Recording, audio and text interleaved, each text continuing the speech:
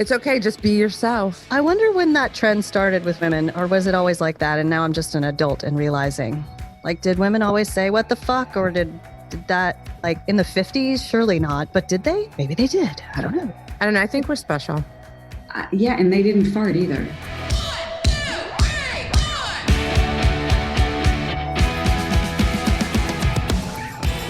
Hey, Warners, welcome to Women Your Mother Warned You About. The podcast that makes everything sexy again. I'm Gina Tremarco, sales trainer and consultant at Pivot 10 Results and founder of Carolina Improv, the #1 nightlife attraction in Myrtle Beach on TripAdvisor since 2010. Ooh, I'm Rachel Pitts, mommy, wifey, and a realtor turned loan officer for U.S. Mortgage. And this is a pretty cool episode. Women inventors. Very cool. And women inventors who swear. Yeah. We don't want to give it all away. Side note of my little inventor, I have to shout out to Roxy, so she created a costume. Did she? And begged me to put it on Etsy. Her price point was $456. Shut the fuck up. Now, granted, she's got about $300 in it. And I was like, okay, you think this will sell for this? Immediately, I had multiple interested buyers, and it sold last night for full price asking. Shut up. $456 plus shipping. Oh my God. Legit. I need to see what this is. I'll send you a picture of it. It's a crazy, she calls it a fursuit. That's like the thing of like mask and the little I was wondering because she loves that mask. I was wondering if it had anything to do with that. She's all about costumes and masks. And I mean, I'm super excited for her that she was able to sell it for the price that she wanted. Because I had a bunch of people asking me to reduce the price and can they do a payment plan? And I was like, I'm not willing to do it because it's only been listed for a week and it sold last night. Oh my gosh, we need to interview Roxy. she needs to be on the show because she could teach us a few things about setting the value. Yeah, I had nothing to do with setting the value. She actually told me that she added up all of the money that was put into it. That's how she came up with 456. Wow. I may or may not have helped her with some of the gluing, but she designed the whole thing. That is awesome. Send me a picture. I'm dying to see it now. I will. So yeah, we have Maureen Stockton was on this episode. Super cool. She's an inventor. And she's a Los Angeles native and UCLA graduate with a successful 25 plus year track record as an entrepreneur and inventor. And she is the founder of Formé. She'll talk about that. Formé is the first and only shoe shaper and stretcher and engineered by women for women. Formé shoe shapers are the brainchild of Stockton. And she wants women everywhere to have their shoes and actually wear them too. Mm-hmm. Just like Rachel's Louis Vuittons. You'll learn more about that in this episode. It was Maureen's longtime passion for footwear and her desire to wear every single fabulous pair in her collection, even the less than comfortable, but more than gorgeous ones that inspired her to create Formé. After diligent research and testing, she launched the product in 2018, bringing countless previously painful pairs back into rotation. I love that. Giving them a longer life and protecting women's considerable investment in their footwear. The struggle is real for you guys who are listening. Formé allows consumers to stretch any shoe as much as they want up to a half size and also keeps footwear in perfect shape while stored for better resale value. Formé is proud to be part of the new I meant to ask her about that. Slow and planet-friendly fashion imperative where newness no longer drives wardrobe choices and favorite quality items live long and happy lives outside of landfills. Super cool woman. Great product that she created, but she's also socially minded, socially responsible minded. I think that's pretty cool. Any other thoughts before we get this episode going, Rachel? It's a lot of fun. And for any women out there and men listening with an idea, there's some great nuggets in here about how to take your great idea all the way to the finish line without giving up. Yeah. Awesome. So let's listen to this episode with Maureen Stockton.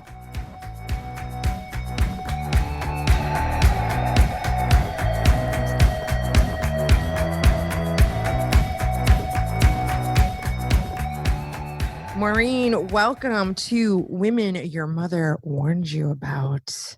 Have you been warned? I think so. By listening to your great podcast, I am duly warned. Okay, good. So you're still going to stay with us after being warned. So we like to kick it off with a little icebreaker question. And the question is, Do you consider yourself a woman your mother warned you about?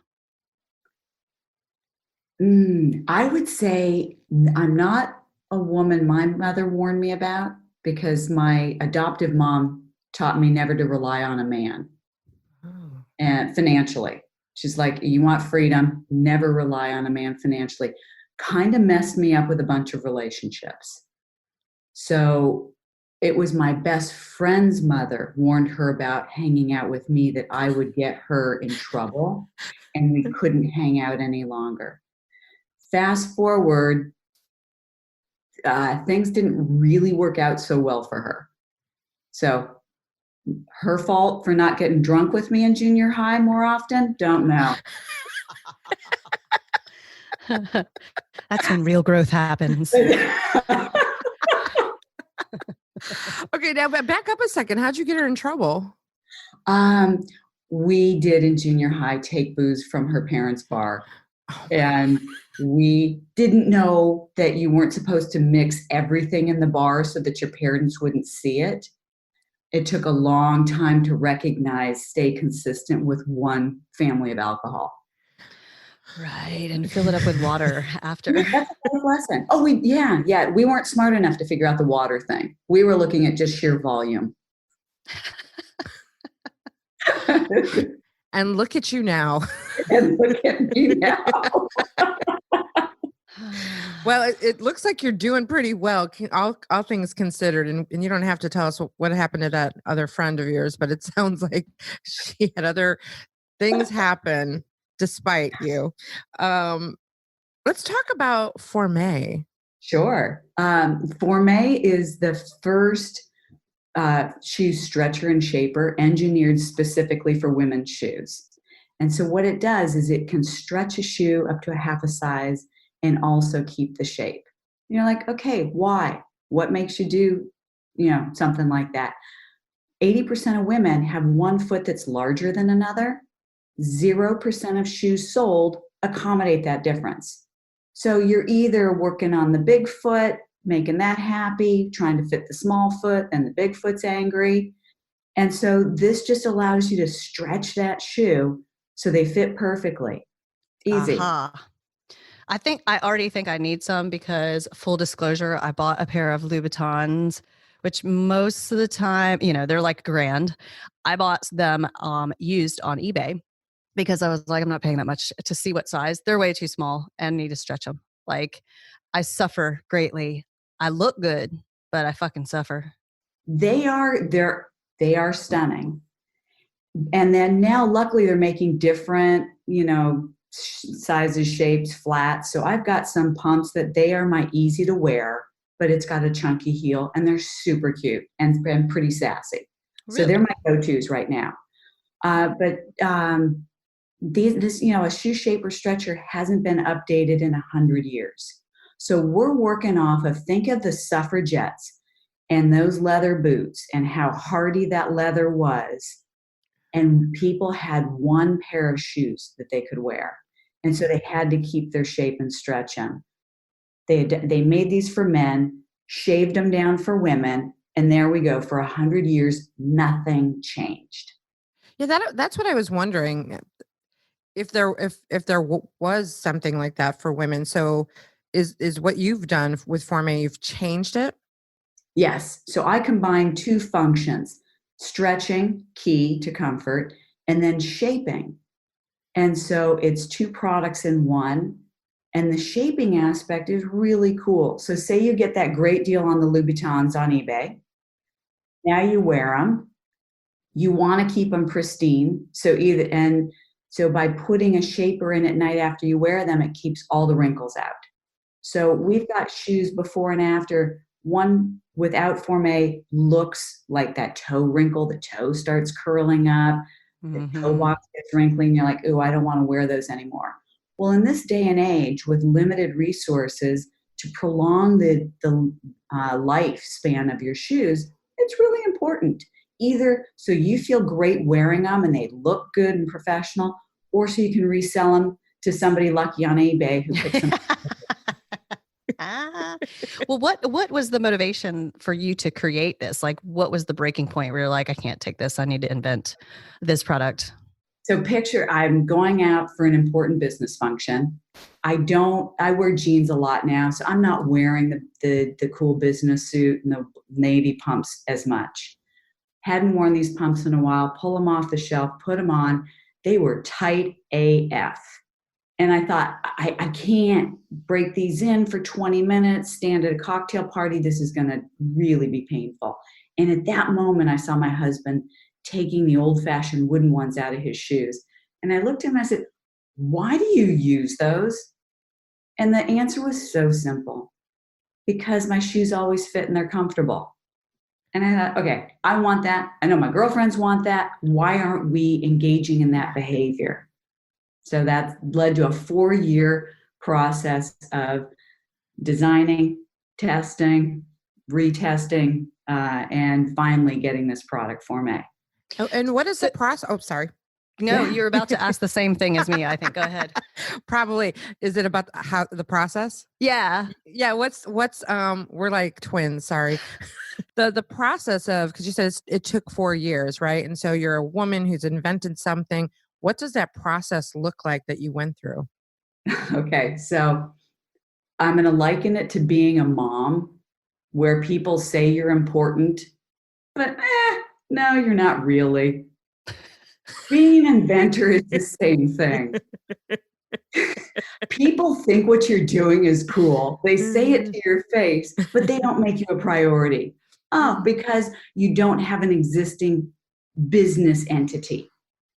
And so with inventing, so I had a concept and I actually used my son's Crayola modeling clay and cobbled it together. And I'm like, this is the shape I want. This is the form I want that's going to look really good in a shoe. And then I took it to someone and I said, where do I go from here? And they said, and who knew? Did you know there's different types of engineers? Mechanical, yes. Electrical, industrial. Somebody said, find an engineer who's designed products that work day in and day out. Because you want something that's going to last a lifetime, not something that's going to work and break in a week. Best advice I got. So I found an engineer who fulfilled that criteria. His name was Eddie, and he designed cars, and he actually made the sharks, the mechanical sharks, for Shark Week. Like the nerdiest person you've ever met, probably. Picture me walking in with some great Louboutins and my little Crayola modeling clay model, scampering in to this warehouse filled with sharks and cars that were in Fast and Furious and auto parts. And he looks like a retired Hell's Angel. Ooh, not the nerdiest person you've ever met. And I'm explaining to him the importance of women's shoes and why we need these to fit comfortably. What was the look on his face? Pretty blank. Okay. And it took 6 months of me trudging into his office as I was reshaping the idea, and he would begrudgingly get up from his desk and mosey down the hallway to the conference room and sit down and look at me skeptically. And 6 months I go through this with this guy, and I'm paying him. And so finally we sit down one day, and I came in, and he jumps up from his desk. Maureen, how are you? And he kind of runs down the hallway. And I said, we finished the meeting. I said, Eddie, what gives, man? You have not looked forward to seeing me for 6 months. And he said, you were persistent. I have a lot of people who come knocking on my door asking for help and engage my services, and they give up. You've never given up. You think like an engineer. You understand the process. He says, you're relentless. I think that's super important for people out there who have an idea to remember. Like Gina and I are idea factories. Like we will come up with 1,000 ideas a minute and maybe one of those is worthwhile. And I've done it. I have spent endless amounts of time and money on an idea for it to end up not working out or being on the back burner. I've been working on a current idea for like 8 months, and it is that you have to continuously pound on the door because pretty much no one else generally believes in your own idea until they start to see money or they start to see like you're not going away, and that's probably when Eddie finally saw money and was like, okay, we got something here. No, but you know what? He saw money all along. He wasn't giving him a piece of the pie. What he saw was progress and persistence. And I think that's the challenge as you're trying to get people to help you with an idea. You're a cheerleader. And, it's getting everybody excited about the vision. And so you've got to take that energy of excitement, bring it into the meeting. And then you need to take that same energy, reinvigorate it to keep going with the process. It's exhausting. Yeah. And there's bound to, I'm sure there was at least one time in that process where you were like, you know what, fuck this. It just is too hard. Because that happens, right? You had and then, to so have, how, right? So then what? What did you do to get out of that? Because I know that happened. I set myself up for possible embarrassment. And here's what I mean. I told people what I was doing. So I found a couple people who I held great respect for and that I would be embarrassed that the next time I saw them if I hadn't made progress. So I call that creating an external milestone keeper.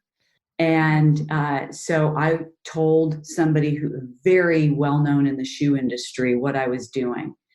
And my husband was mortified. Oh my gosh, what if you don't do this? I'm like, well, I damn better do it and make progress so the next time I see him, I can report in. I love the external milestone keeper. Could you imagine if we all did that? I mean, I think to some extent we have people in our circles that we ask to hold us accountable in some way. But what's the worst thing that can happen to you if you end up embarrassed? Right. Nothing. Right. But it's that I at least had that pushing me forward to say, hey, make progress so that I've got something to report next time. Yeah. Totally. And I think going back to Eddie, right? You were paying him, right? You're paying him.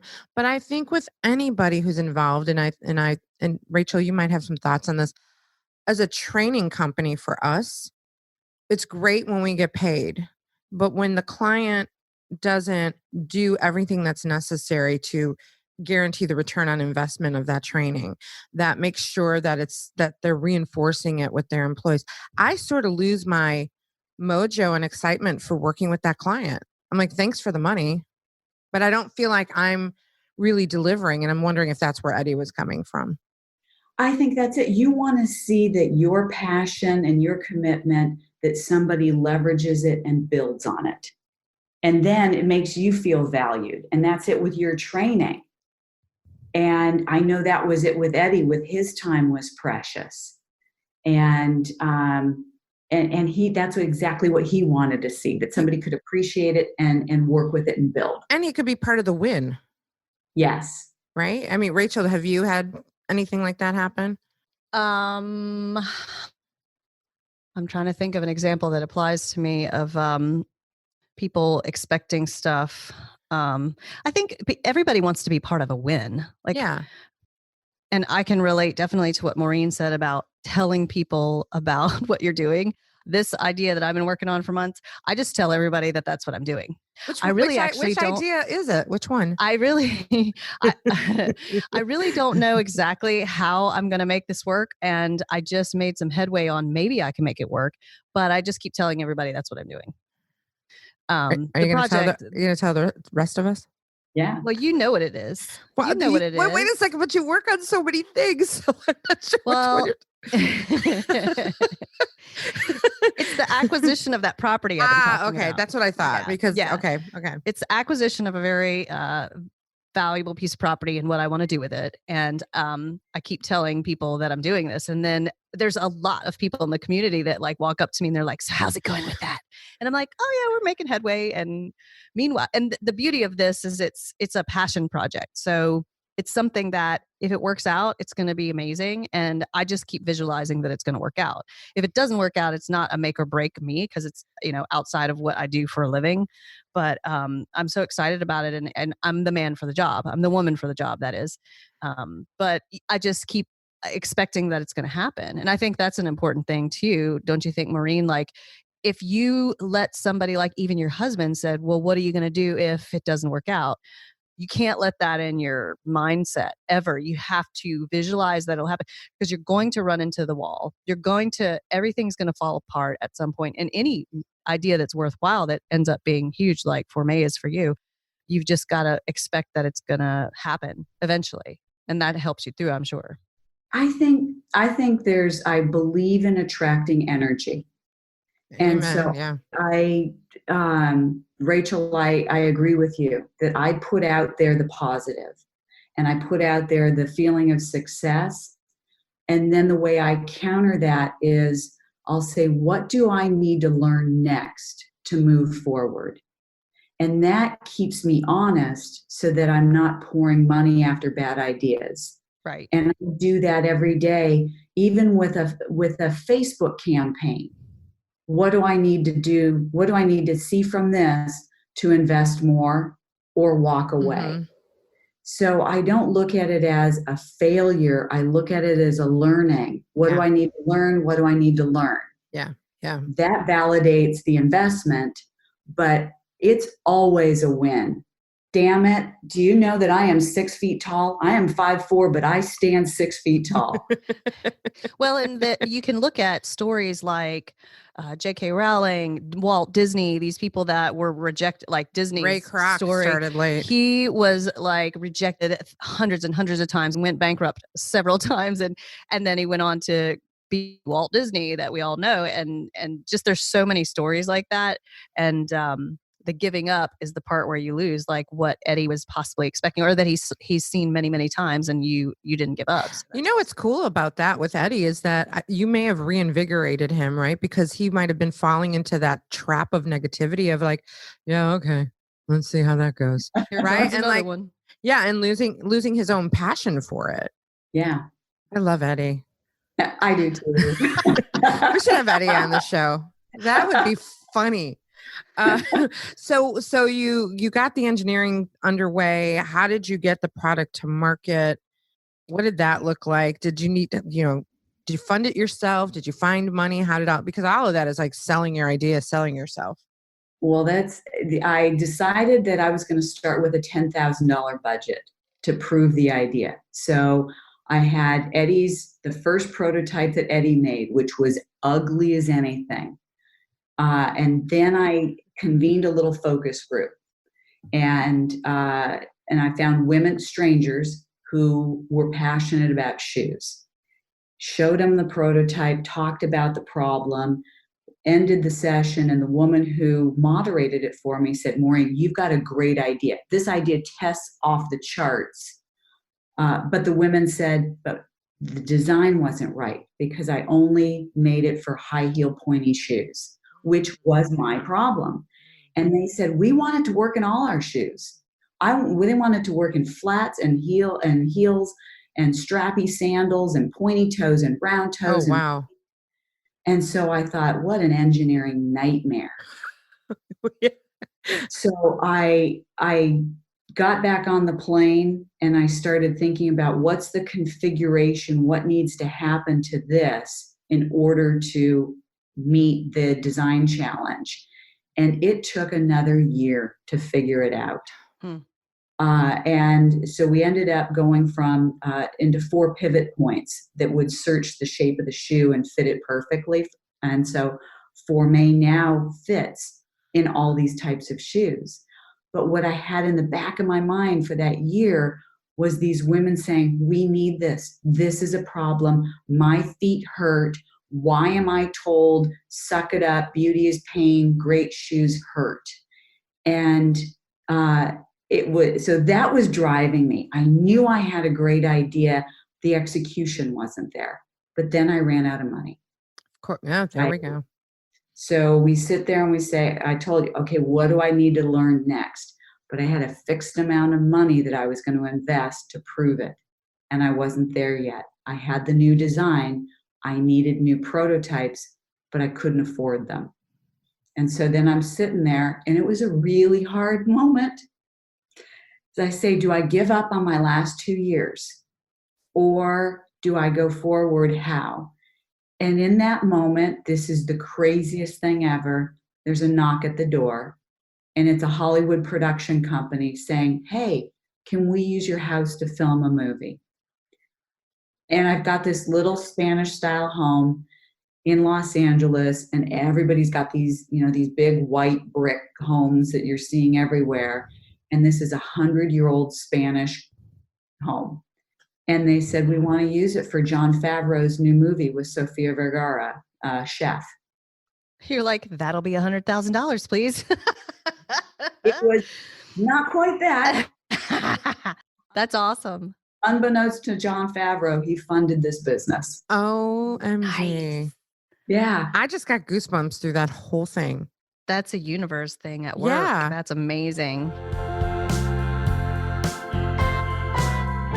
Hey Warners, this is Gina Tremarco, and if you know Rachel and I, you know how much we love our beauty strategies, especially Dermavogue, where we both go to keep our faces looking younger and healthier. Every time someone says to me, something looks different about your face, I can't help but to tell them that the Dermavogue team, led by Dr. James Turek, has been offering the greater Myrtle Beach area the best in cosmetic and aesthetic dermatology since 2003. Dermavogue combines expert medical knowledge with cutting-edge technology, bringing their patients the most effective, flawless solutions to any skincare or cosmetic need. Some of the services to consider include Botox, skin peels, facials, BioTE, and much more. I personally love and highly recommend their Botox and lip injections for making my face look younger and healthier, and for BioTE for improving my energy, sleep, and weight control. At Dermavogue, they gauge you in the process of total body health to ensure your satisfaction with their comprehensive selection of the most up-to-date, non-invasive cosmetic dermatology and spa treatments.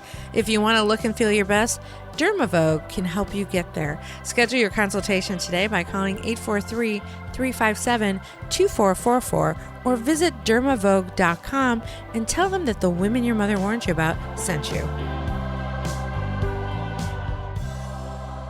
So I said, okay, so now I am going forward, got the prototypes out, tested them, understood what I needed to do next, was able to go and find a factory to manufacture, did a small production run and tested it. And here we are.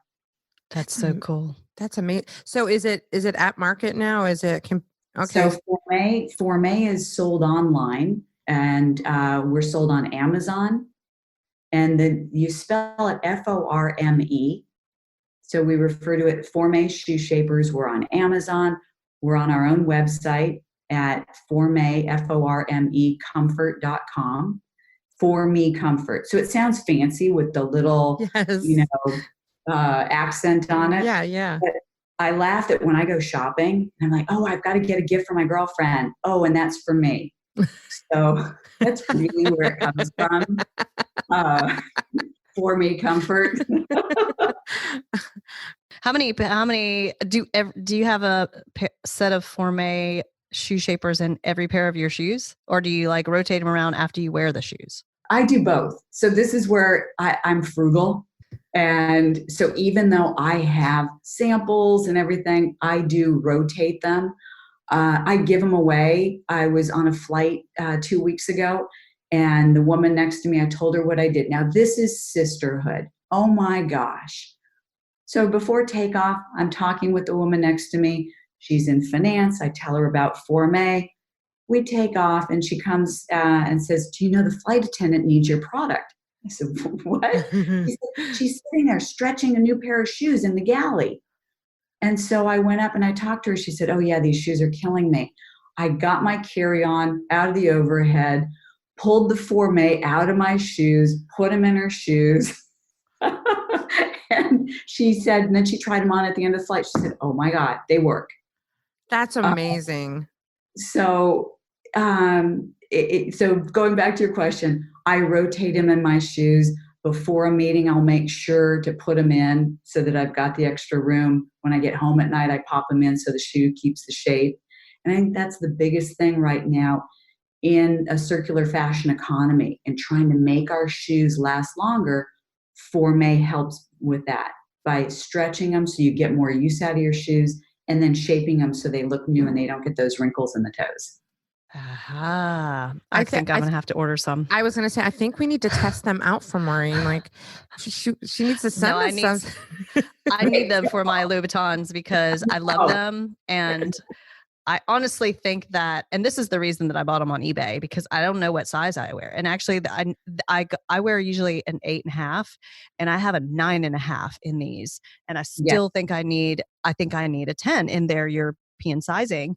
But for now, that's why I'm like, I'm not dropping $1,000 till I know what size really, then I might. Most women go up a full size in Louboutins. Yeah. Just because the toe box is designed so narrow. Well, there's no way. I was thinking when you were talking about the pointy toe shoe, I don't own a pointy toe pair of shoes because I have a Donald Duck wide foot. There's no way with that pointy shit. Yeah, I'm the same way. So I have the open toe version. What's the price point of them?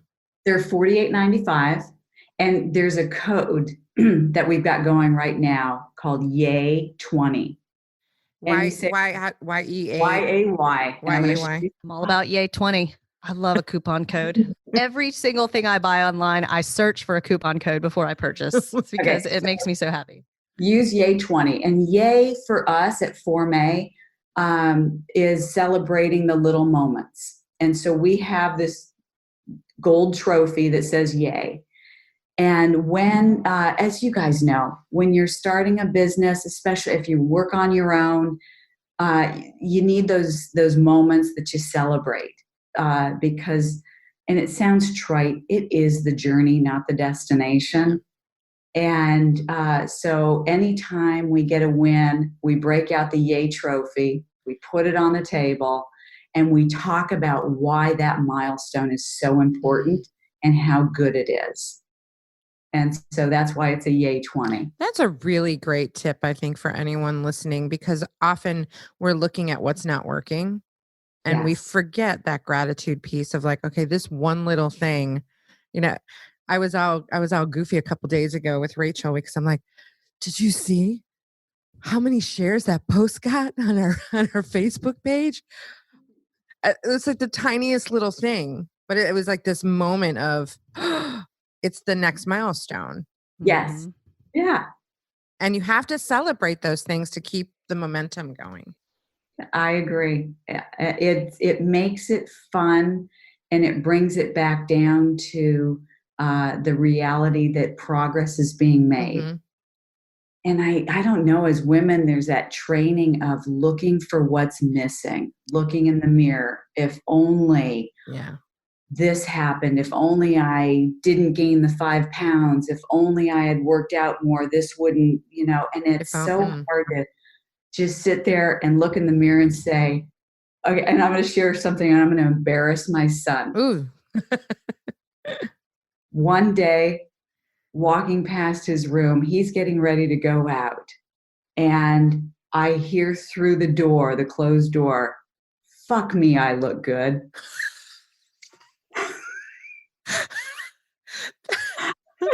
Okay. Oh my God. I challenge every woman listening. Oh my God. The next time they're getting ready to go out to utter that phrase. Yes. I did that when I put my lipstick on this morning. And your lipstick does look amazing. That is so. I did not say that this morning, but later today, I'm sure I'll say that.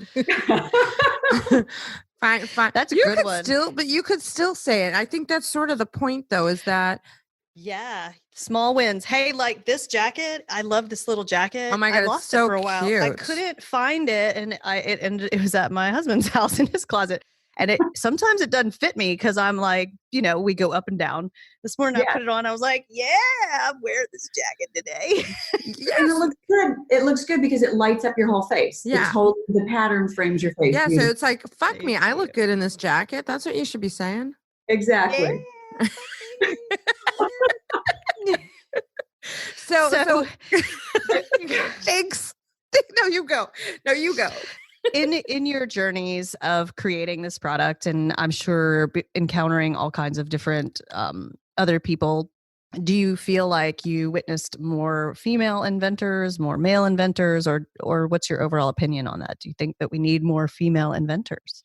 I think we definitely need more women in engineering. So this product is technical. It's mechanically technical. The production of it, the factory that makes it actually makes Auric vacuums and the little cordless devices that run around, the Roomba. So it was important to me to find a factory that made things that worked day in and day out. So it wasn't just the engineering, but it was the manufacturer who applied the same principle to their manufacturing standards.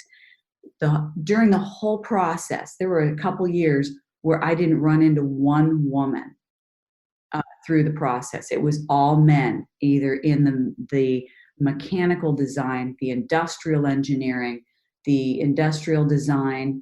It took a while, and it wasn't until I got to the more aesthetic design phase that I interacted with women. And then at the factory, it was all men. So imagine me trudging into a factory. I bought $10,000 worth of shoes. I returned them, but I borrowed these shoes so that I could put them out on this conference room table in front of a dozen male engineers to show them the importance of women's shoes and understand their delicacy, the construction, the materials. And then they started loosening up. They're like, yeah, my wife will love this. She's got a closet just like this. But it was challenging. And the first woman that I encountered was a woman named Matt. And she's Chinese. My factory is in China, and I am proud to use them because they authored the standards of moral, ethical conduct in manufacturing for China. So I eat in their factory cafeteria. Their dorms are great. Their medical facility is fantastic. It is a world-class factory.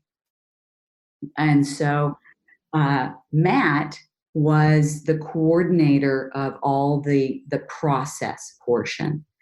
And in China, most of the people there have adopted Western names so that it's easier for us to communicate with them. So I said, why did you choose Matt? And she said, Maureen, some people think that a mat is something to be stepped on. And I'm not stepped on. I'm there to make sure someone doesn't slip and fall. That's a mic drop. Yeah. That's an awesome story. So Matt was the first woman in the industrial process. So you go back to, do we need more women? What's phenomenal today is there are so many women entrepreneurs starting things, pushing boundaries. I was interviewed by the Wall Street Journal when I was an undergrad at UCLA because I founded the Entrepreneur Association. And they said to me, and there was a movement across college campuses at that time of, hey, we're not going to go work for these big corporations. We're going to start something on our own. So the interviewer said, who is your role model? And all the guys interviewed were, Steve Jobs and Andrew Carnegie and these titans of industry, Bill Gates. And I said, they said, who's your role model? I said, my mom. And She was getting her MBA at the time. She was the only woman in business that I knew.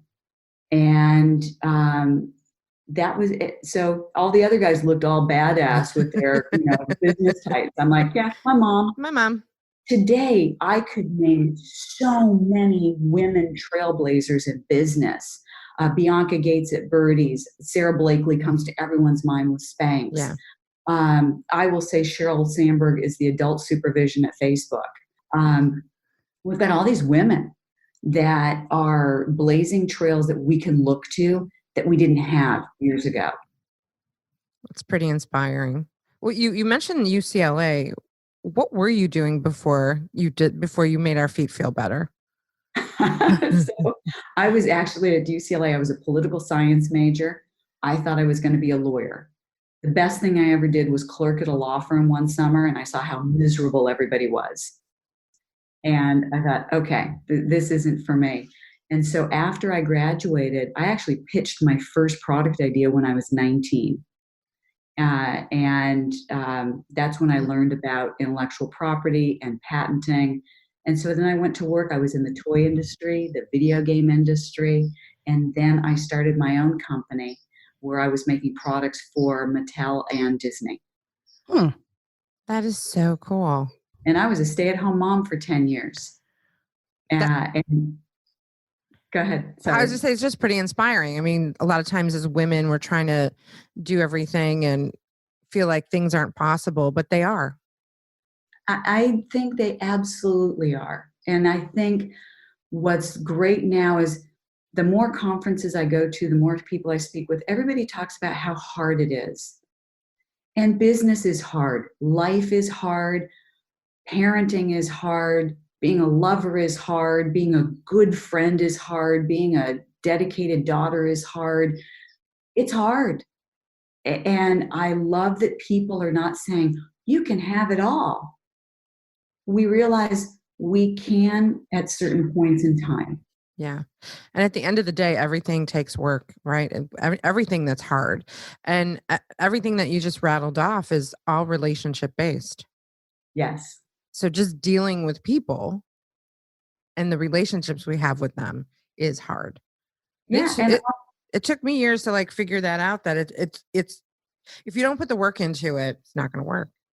Exactly. And I found that my relationships have transitioned. When I was working, I had my professional girlfriend relationships. When I decided to stay at home, I cultivated new relationships. And now being back in business, I'm cultivating different relationships. And because our lives are so busy, some of it is proximity. The people, the sphere that you're in, those are the people that you have more contact with and more in common. And some of the relationships are hard to maintain when you're not in that same sphere. Yeah. And it changes. I mean, that's important too for women. Like I think that's really important for women to understand. Like you started out thinking you're going to be an attorney, then you worked for all these other companies, then you took time off, you were a mom, now you're building your own company. And it's okay not to decide what you're going to be when you grow up because it changes. Yeah. It changes. And that's the fun part of it. I was just going to say that. I don't know if everyone feels that way. I think the three of us are obviously on that same page. I love the changing and evolving into new things and new ideas and new places and the constant learning. I do too. And it can be scary. And to me,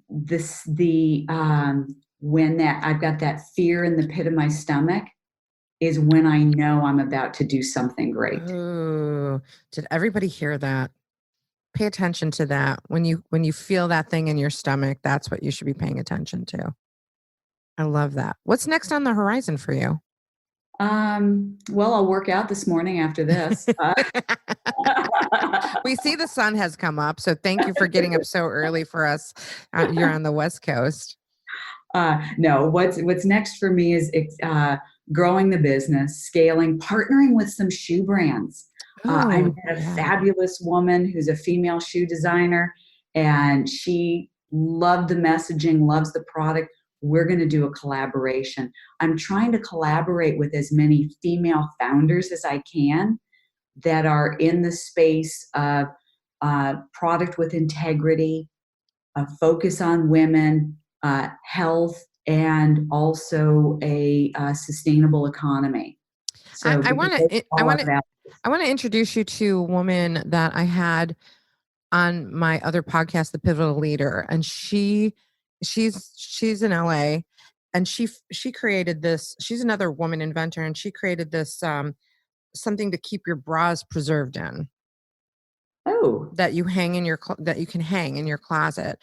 And she has worked for Costco most of her career, and they have been really supportive in helping her get it up and going.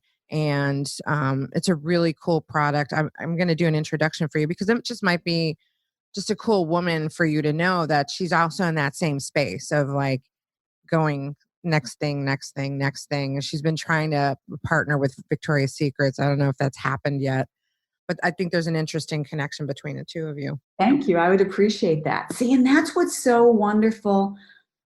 Women, we're the majority that I meet, and I'd say that I gravitate to, are connectors. And I think in corporate America, there's a feeling of if I help you, I lose out in some way. Which is very sad. It is, but unfortunately, that's the nature of a pyramid hierarchy. You've got to knock someone off to get to the next level. And so that's that structure. But when we're not in that structure, when we're outside of it, we can gather in a circle and support. Yeah. And I always feel like if I feel like I can connect somebody to someone I know that would help them, it's a win. It's like number one, regardless of what I get out of it, it's a feel good thing for me. It's like a good karma builder. And then you're like, cool. Oh yeah, I know somebody that would help you and da-da-da. And then I don't know if I'm going to get something out of it, but I know I feel good. Well, you're not doing it to get something out of it, right? Right. Like it's not normally. It's coming sometimes, but mostly not. It is cool to sit back and watch like the different connections that you've created for people and like watching their success and like, that's so cool. Yeah. I just saw Dawn yesterday. Dawn used to work for us doing some social media stuff. And now I connected her with a realtor and she's now assisting them. And she's just so excited. And she's so happy. Super happy. And side note to you, Maureen, like so if I'm spending $100 on a pair of shoes and then for an extra $50, they come with a set of Formé, I think that would be bomb. I would do that. Yeah, that I think I'm excited about the partnerships. I'm excited about the messaging because 80% of us have one foot that's larger than another. 0% of shoes sold accommodate that difference. So just by putting Formé in a pair of shoes, the manufacturer is saying two things. One, I care about you. I want you to be comfortable in these shoes. And I want them to last. I believe in my product so much that I want my shoe to last. It's worthy of lasting and it's worthy of being taken care of. It's not a disposable commodity. Mm-hmm. Well, thanks for telling us that fact that one foot is actually bigger than the other because I thought I was going crazy. Isn't it amazing? I'm like, why does that foot hurt all the time? Yeah. I'm squeezing it in. So we make that accommodation either to fit the big foot and then the small foot, the shoe is flopping off and you end up tripping.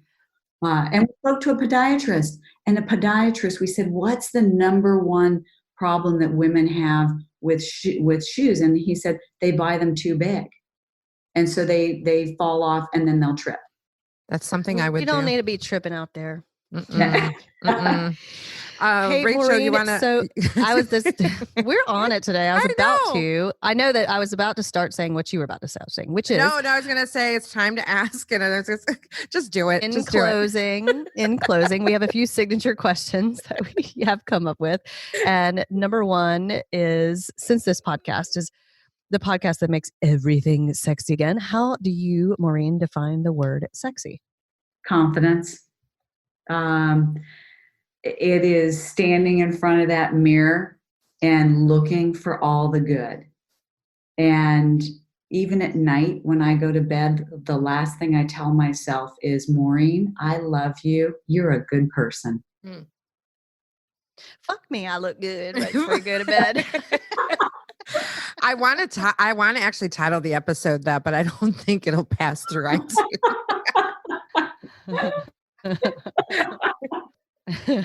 You could do it like the F and then a couple of symbols. Yeah. We like could bleep do that. It. We could do that. What's the best advice you've been given by another woman or a man? Let's see. The best advice I've been given by a woman or a man. I have been given so much good advice. I think I feel fortunate that I've had a lot of good support. And the advice resonates when I need it. So I'm trying to think of a moment, and I'm going to go to something that sounds really trite, okay? But I have a saying on my desk. It says, "It can be done." And I've had that on my desk for several years. And it's just that reminder to me that, all right, maybe I don't feel like today that I can climb the tall mountain, but let me just climb uphill a little bit. And then I'll leave it for tomorrow to make the big climb. But it's just that reminder, I've done a lot of good stuff. I can do this. Nice. And in this process of building Formé, and even in your entire life process, what advice do you wish you had been given? Gosh. Okay. So younger me was really insecure. And to this day, I suffer from, I think, worrying about the next shoe to drop.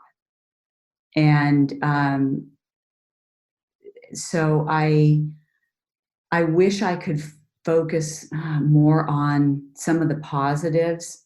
And I'll give an example. So I serve on a board for St. Anne's, and St. Anne's is a 130-year-old organization in Los Angeles. And in the day, my birth mother went there to, she was a 19-year-old single pregnant woman and pregnant with twins. And they helped find her a job. She gave birth, and they helped put me in the foster care system. And then I was ultimately adopted. And so now I come back years later, and now I serve on the board. I'm on the executive committee, and I got an email from the vice chair saying, we need to talk about your board service. I immediately went to the negative. Oh my gosh, I'm not doing enough. They want me to resign my position. No, he wants me to be the next vice chair, to be then chair of the board of directors. That is the craziest thing, where you're like, oh, what did I do? Yeah, that's just the instant reaction. Anytime says that we need to talk. Yeah. Oh, shit. Oh, shit. What did I? So I would say, I think I have an issue of, I think I'm not doing enough. So you wish you would have been given that advice to just not do that. Yeah, to say, no, you are doing enough. And some of that, if we get into deep psychology, I'm sure is rooted in being given up at birth, foster care, adoption, that I wasn't enough to keep. Yeah. It's all that inner child stuff, which is so valid. Yes. Yeah, it's wired into every cell. Yeah. Exactly. God, we could talk to you forever. But we all have to go. The sun has come up on the West Coast. So we have to wrap up, and we definitely want to stay in touch with you and watch your journey, just, mainly because it's inspiring, especially as entrepreneurs. It's great to have entrepreneurial role models because it can be done. But sometimes you feel like it can't, right? So where can people connect with you so that they can hear it? And where can they get Formé and all that? So if you want to reach out to me, DM me on our Instagram. which is Formé Comfort, Formecomfort, Formé Comfort. So DM me on our Instagram. On our website, it's the same, Formé Comfort. Go check out the product, check out the reviews, reach out to me. My contact info is there. And then we're on Amazon if you're just so excited and you want those Louboutins to fit now. Yeah, I do. So, what's great about Amazon is they deliver like in 2 days. So, Yes. And what's crazy about Amazon is they own Zappos, but Amazon is cheaper than Zappos. That's a whole nother story. Ooh. Why I buy everything from Amazon. I love Zappos because their culture is amazing. That code, the Yay20. Yes. Where would they use that, on Amazon or on your website? Yay20, use it on our website. Okay. So we'll put that in there. So I'll have to see, is it cheaper on Amazon or is it cheaper with Yay20 on your website? Yay20 all day. All day? Okay, good. Yay20. Well, yeah, she's going to make more money if you buy it from her website versus Amazon. There you go. So there's my decision. Mm-hmm. Awesome. Well, it's time for us to wrap up. Thank you, Maureen, for being on our show today. We really appreciate it. Thank you, Gina. Thank you, Rachel. And thanks to all of our warners for listening to this episode of Women Your Mother Warned You About, and to our sponsor, Dermavogue, who makes Rachel and I look prettier than we already are. To connect with me directly or learn more about Pivot 10 results and Carolina Improv, you can find all that information on our website at womenyourmotherwarnedyouabout.com or ginatramarco.com. And to connect with me, Rachel Pitts, you can find me all over social media as Rachel on Real Estate, or find all my direct contact information at rachelmtg.com. Like mortgage if you need one, and find all our social media links and free downloads on our website at womenyourmotherwarnedyouabout.com. And hey, help a girl out. Give us a rating and a review on iTunes, and we would be so appreciative. And for the best relationships, keep it real, raw, and relevant. And a little reverence doesn't hurt either. Bye, Warner World. This really will get serious soon. Yeah, it doesn't have to. I don't think anybody wants it to be serious. This has been a presentation of the Sell or Die Network. For more podcasts that you can take out into the street and turn into money, visit sellerdienetwork.com.